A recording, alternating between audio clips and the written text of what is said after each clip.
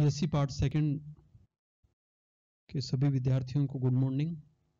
एक बार फिर आज हम कार्बोक्सिलिक एसिड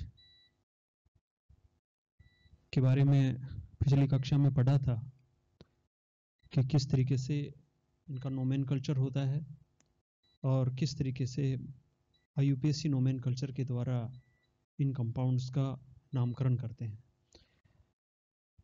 आज की इस ऑनलाइन क्लास में अपन देखते हैं structures and bonding in carboxylic acid. तो यहां पर अपन देखते हैं स्ट्रक्चर्स ऑफ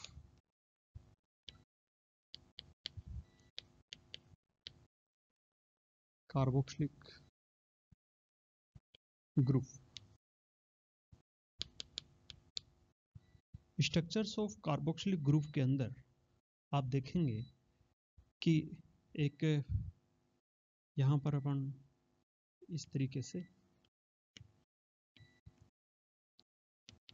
ये कार्बोक्सिलिक ग्रुप की स्ट्रक्चर्स होती है, इसको अपन इस तरीके से लिखते हैं। यहां पर आप पाएंगे कि ये जो कार्बन है, इस कार्बन में sp2 हाइब्रिडाइजेशन और ये जो ऑक्सीजन है इसमें sp2 हाइब्रिडाइजेशन है और ये जो ऑक्सीजन है इसमें sp3 हाइब्रिडाइजेशन है। इसके अलावा आप देख रहे हो कि ये जो कार्बन है, इस कार्बन में sp2 हाइब्रिडाइजेशन होता है, तो इनके अंदर जो बॉन्ड एंगल होता है वो 120 डिग्री का होता है। तो यहाँ पर ये त्रिकोणीय रूप से व्यवस्थित होते हैं और यहाँ पर ये जो बॉन्ड एंगल है, ये बॉन्ड एंगल 120 डिग्री का है। इसके अलावा और यहाँ पर अपन देखते हैं कि ये कार्बन ऑक्सीजन का ये जो बॉन्ड है, इसकी ये जो बॉन्ड लेंथ है वो इस कार्बन और ऑक्सीजन की बॉन्ड लेंथ से कम होती है। तो यहाँ पर देखिए दो बॉन्डिंग है, एक ये कार्बन ऑक्सीजन बॉन्डिंग और एक ये कार्बन ऑक्सीजन बॉन्डिंग। तो यहाँ पर आप देखेंगे कि ये जो कार्बन ऑक्सीजन बॉन्डिंग है इसके अंदर जो बॉन्ड लेंथ है वो कम है और कार्बन ऑक्सीजन के अंदर जो बॉन्ड लेंथ है वो ज़्यादा है। ठीक है, एक ये। दूसरा और देखेंगे यहाँ पर कि ये जो कार्बोक्सिलिक समूह होते हैं इसके अंदर आप देख रहे हो कि ये ऑक्सीजन है और ये कार्बन है और ऑक्सीजन की इलेक्ट्रोनेगेटिविटी ज़्यादा होने के कारण से ये पाई बॉन्ड के जो इलेक्ट्रॉन्स हैं उन इलेक्ट्रॉनों को अपनी ओर अट्रैक्ट करता है और अट्रैक्ट होने के कारण से इस कार्बन पर इलेक्ट्रॉन डेंसिटी कम हो जाती है ना, और यहाँ पर पॉजिटिव चार्ज क्रिएट होता है।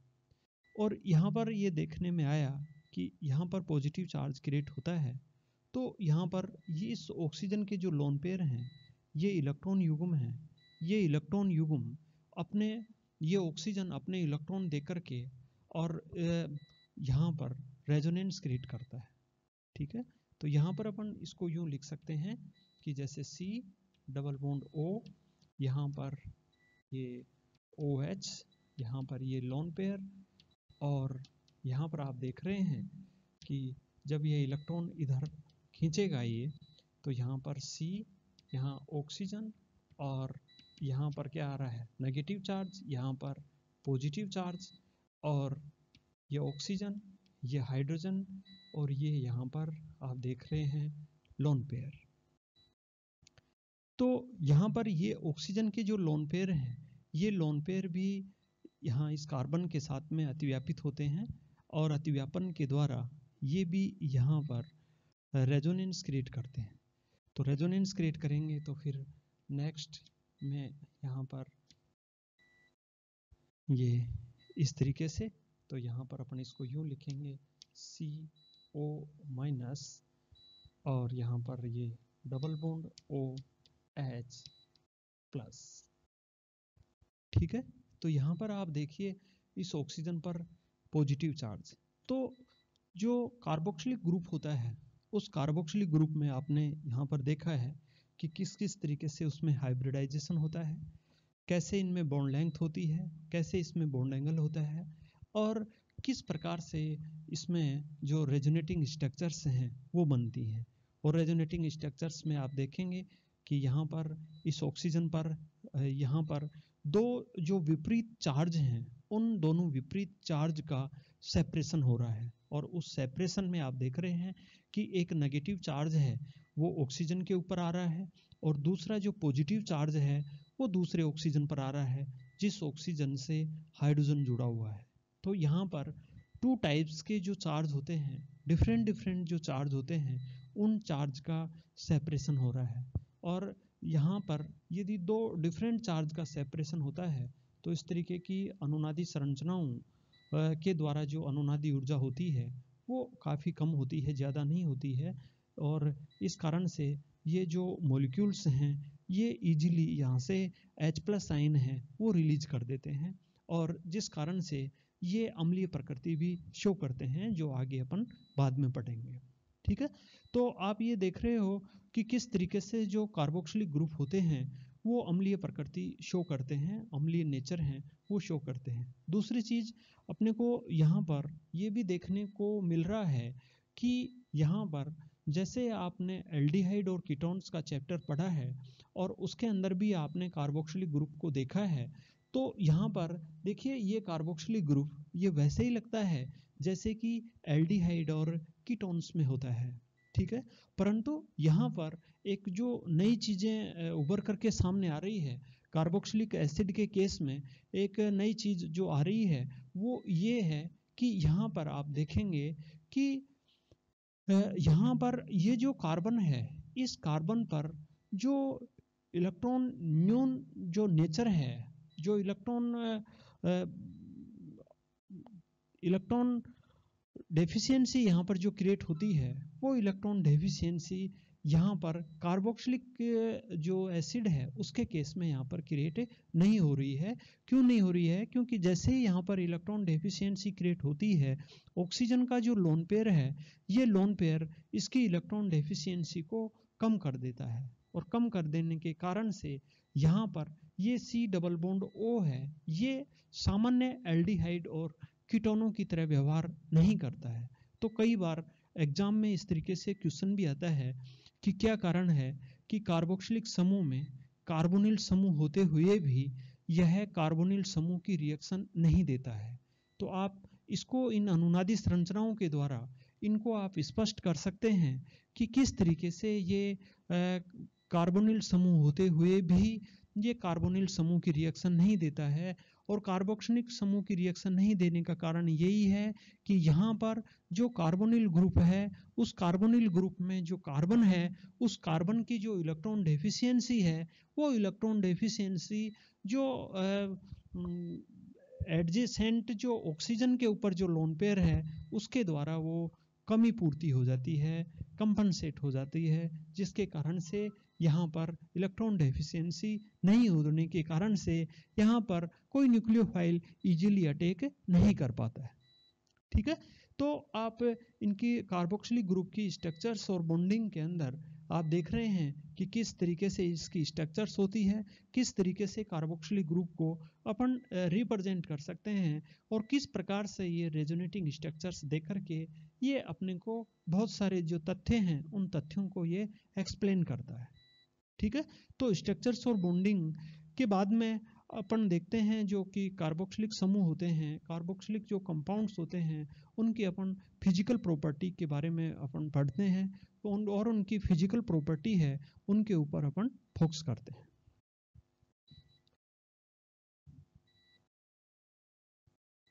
यहाँ पर फिजिकल प्रॉपर्टी के बारे में आप यूँ देखिए, जैसे यहाँ पर पहले अपन लिखते हैं फिजिकल प्रॉपर्टीज।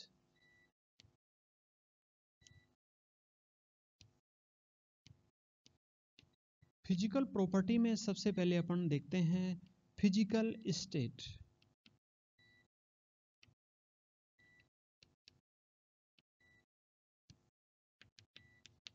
फिजिकल स्टेट में ये है कि ये इस तरीके के जो कार्बोक्सिलिक अम्ल हैं वो लिक्विड फॉर्म में हैं या सॉलिड फॉर्म में हैं, किस फॉर्म में हैं, ये अपन यहाँ पर देखते हैं। तो जनरली ये पाया गया कि C1 से लेकर के C9 तक जो कार्बोक्सिलिक एसिड होते हैं वो एक रंगहीन लिक्विड की फॉर्म में होते हैं, है ना। तो ये किस फॉर्म में होते हैं, ये लिक्विड फॉर्म में होते हैं। इसके अलावा इसके ऊपर जो भी कार्बोक्सिलिक एसिड होते हैं, C10 वाले, C11 वाले, वो और जैसे जैसे ऊपर बढ़ते जाते हैं वो मोम के समान रंगहीन सॉलिड के रूप में होते हैं। तो यहाँ पर C10 के बाद में सारे सॉलिड्स के रूप में होते हैं, और C10 से पहले C9 तक सारे के सारे लिक्विड्स के रूप में होते हैं, यदि कुछ अपवादों को छोड़ दें तो इस तरीके से यहाँ पर ये इनकी फिजिकल स्टेट होती है, जो इनके फिजिकल प्रॉपर्टीज के बारे में एक्सप्लेन करती है। सेकंड, यहाँ पर इसकी जो फिजिकल प्रॉपर्टी है उसके अंदर सेकंड जो चीज अपन यहाँ पर देखते हैं, इनकी solubility in water.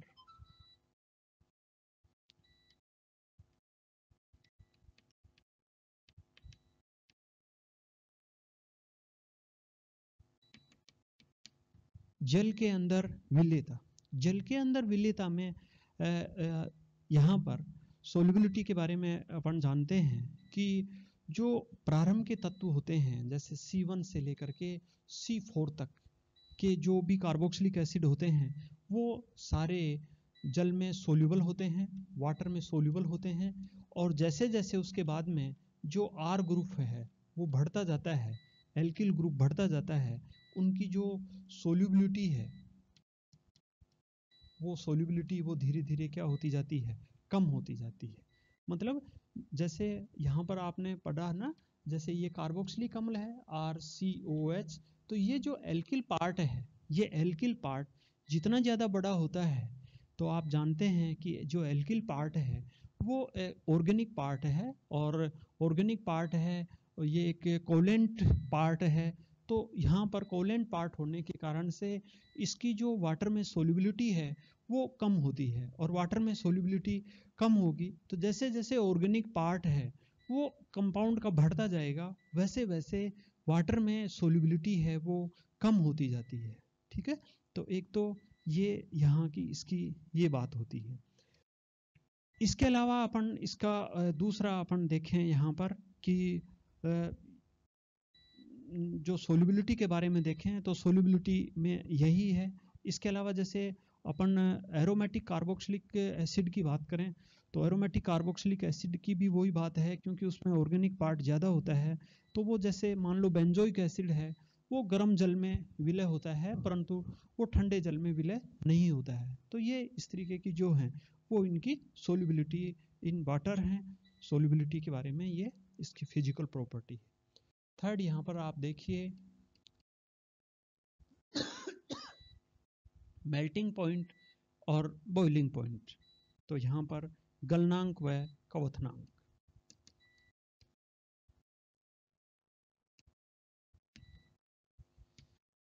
Melting point और बॉइलिंग पॉइंट, इनके बारे में तो आप अपन जानते ही हैं कि जैसे जैसे मोलिकुलर वेट है,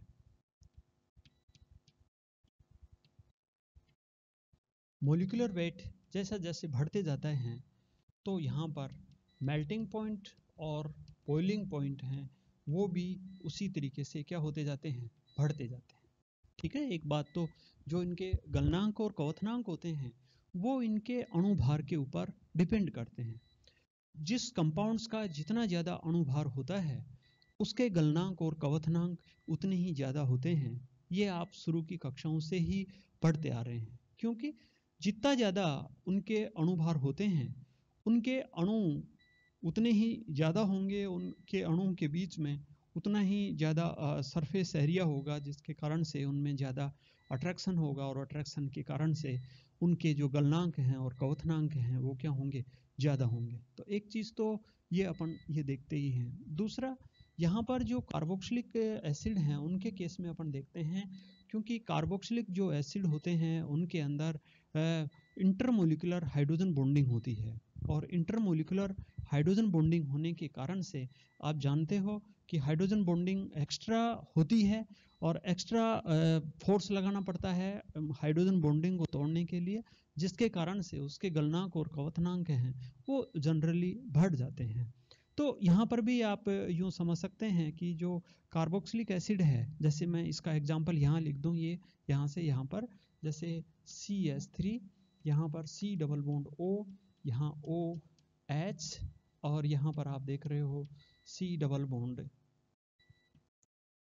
CH3O और H। तो यहाँ पर ये हाइड्रोजन बॉन्डिंग, यहाँ पर ये हाइड्रोजन बॉन्डिंग। तो यहाँ पर दो एसिटिक एसिड के जो अणु हैं, मॉलिक्यूल्स हैं, वो आपस में हाइड्रोजन बॉन्डिंग के द्वारा आपस में जुड़े हुए हैं। और हाइड्रोजन बॉन्डिंग के द्वारा जुड़े हुए होने के कारण से आप इनके जो गलनांक और क्वथनांक हैं, वो इनके समान अनुभार वाले जो कंपाउंड्स होते हैं, उन कंपाउंड से ये ज़्यादा होते हैं। तो यहाँ पर ये भी देखने को आया है कि इस तरीके से जो कार्बोक्सिलिक ग्रुप होते हैं, इस तरीके से जो कार्बोक्सिलिक कंपाउंड्स होते हैं, उनके अंदर हाइड्रोजन बॉन्डिंग के कारण से इनके गलनांक और क्वथनांक हैं वो ज़्यादा होते हैं। ठीक है, तो इस तरीके से अपन इनके गलनांक और क्वथनांक हैं उनके बारे में अपन ये पढ़ सकते हैं। इसके अलावा कुछ ऐसे जो कार्बोक्सिलिक एसिड होते हैं जो जिनमें कार्बन परमाणु हैं वो सम संख्या में होते हैं, उनका जो गलनांक और क्वथनांक हैं वो उन निकटवर्ती कार्बोक्सिलिक समूह से ज़्यादा होते हैं जिनके गलनांक और जिनमें कार्बन परमाणुओं की संख्या विषम होती है। जैसे मान लीजिए, आप यूँ समझ लीजिए, जैसे ये मान लीजिए 6 नंबर का है, तो ये यहाँ पर 5 नंबर और ये 7 नंबर। ठीक है, तो यहाँ पर ये 5, जिसमें 5 कार्बन है उनका गलनांक कम है, और जिसमें 6 हैं उसका गलनांक है वो क्या है, ज़्यादा है। तो ये इस तरीके से हैं। तो ये सम संख्या वाले हैं, तो सम संख्या वालों के गलनांक और क्वथनांक हैं वो क्या है, ज़्यादा हैं। और विषम संख्या वाले हैं, उनके गलनांक और क्वथनांक सम संख्या वाले कार्बोक्सिलिक समूह के गलनांक व क्वथनांक से कम होते हैं। तो इनके तो कम हैं और इनके क्या हैं, ज़्यादा हैं। ठीक है, तो इस तरीके से भी इसकी स्टडी में पाया गया कि इनके गलनांक और क्वथनांक हैं, यदि उनके बीच में अपन ग्राफ खींचे हैं तो अपने को जिग-जैग तरीके से वो प्राप्त होते हैं। सम का ज़्यादा, फिर विषम का कम, फिर सम का फिर ज़्यादा, फिर विषम का कम। तो इस तरीके से अपन इसको एक्सप्लेन कर सकते हैं। आगे इसको नेक्स्ट वीडियो में देखेंगे। थैंक्स।